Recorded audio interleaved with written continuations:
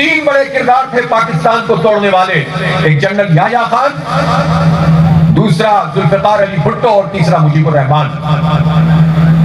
कोई इस तरह तारीख न बताए कि कभी मुजीबुर रहमान को मजलूम साबित करके उसको इजाजत दे के उसने ठीक किया, और कोई भुट्टो के बारे में कहे कि वो तो बहुत जबरदस्त था और उसने ठीक किया, और कोई याह्या खान से कहे उसके खिलाफ करेंगे।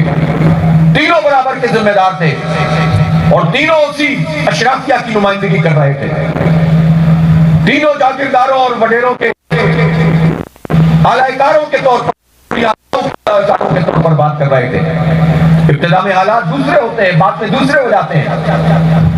इसलिए इस पूरे तबका अशराफिया जिसे हम कहते हैं, तबका अशराफिया से क्या मुराद है? तबका अशराफिया का मतलब यह नहीं होता कि कोई आदमी ताजिर नहीं हो सकता, सनतकार नहीं हो सकता। इस्लाम ऐसे किसी दीन का नाम नहीं है कि जिसमें कहा जाए कि सबको गरीब होना चाहिए। गरीब भी होगा, मिडिल क्लास भी होगी, उमरा का तबका भी होगा।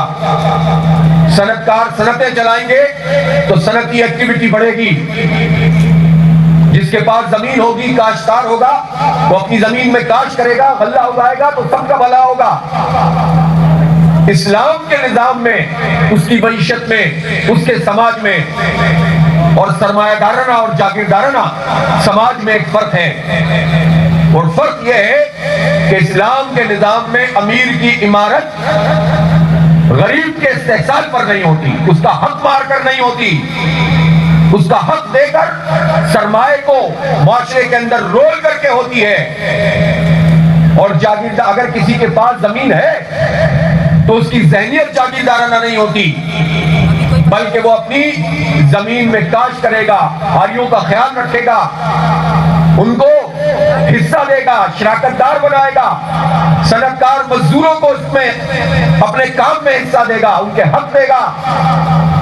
लेकिन जो लोग मजदूरों का हक मारते हैं, जो लोग किसानों को उनका हक नहीं देते, 4% पाकिस्तान में वो लोग हैं जिनके पास 40% से ज्यादा कल्टीवेटेड लैंड है।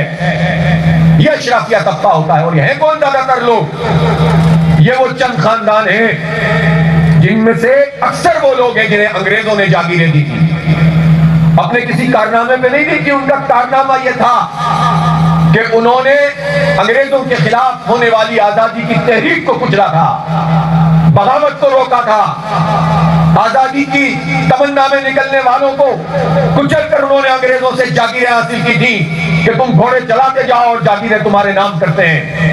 वही जागीरदार और वडेरे आज कभी एक पार्टी में, कभी दूसरी पार्टी में, कभी तीसरी पार्टी में आते हैं और हम पर हुकूमत करते हैं। वही एक फैसला करते हैं कि मिडिल क्लास तनख्वाहदार तबके पे तो टैक्स लगेगा, बड़े जागीरदार पे नहीं लगेगा। वही ये फैसला करते हैं कि छोटे किसान 2 एकड़, 4 एकड़, 10 एकड़ पर काम करने वाले किसान, उनसे तो हम गंदुम नहीं खरीदेंगे, लेकिन बड़े बड़े लोगों को जखीरा करने की भी इजाजत मिल जाती है। फिर वो एक्सपोर्ट भी अपनी मर्जी से करते हैं और इंपोर्ट भी अपनी मर्जी से करते हैं, क्योंकि हुकूमत उन्हीं की है। इन्हीं खानदानों में से एक फौज में होता है, एक ब्यूरोक्रेसी में होता है, एक पार्टी में होता है, एक दूसरी पार्टी में होता है। कहा जाता है कि इस पार्टी में चले जाओ, चलकर उस पार्टी में चले जाते हैं। यह एक ऐसा म्यूजिकल चेयर का धंधा है इस मुल्क में कि 76 साल से सियासत आजाद नहीं है, जमहूरियत आजाद नहीं है, किसान आजाद नहीं है, मजदूर आजाद नहीं है, तलबा आजाद नहीं है, पाकिस्तान के अवाम आजाद नहीं है। और इन लोगों ने हमें गुलाम बनाकर रखा है। यह सरमाए को सोसाइटी में रोल करता हुआ और पनपता हुआ नहीं देख सकते। ये सरमाए का इर्तिकाब चाहते हैं, ये चंद हाथों में रखना चाहते हैं। इसे सरमायादाराना निजाम कहते हैं। चंद लोग ताकतवर हो जाएं, अक्सर लोग उनके बातगुजार बन जाएं। इसलिए हम सनतकारों के खिलाफ नहीं हैं, मजदूर का हक मारने वाले उन सनतकारों के खिलाफ हैं कि जो अपनी बैंक बैलेंस बनाते रहते हैं लेकिन लोगों को हक नहीं देते। हम काश्तकारों के खिलाफ नहीं हैं, लेकिन हम उन जागीरदारों के खिलाफ हैं, एक तो जो अंग्रेजों के गुलाम जिनकी जमीन अब तकसीम होनी चाहिए आम किसानों में, लैंड रिफॉर्म होनी चाहिए। 76 साल मजे कर लिए।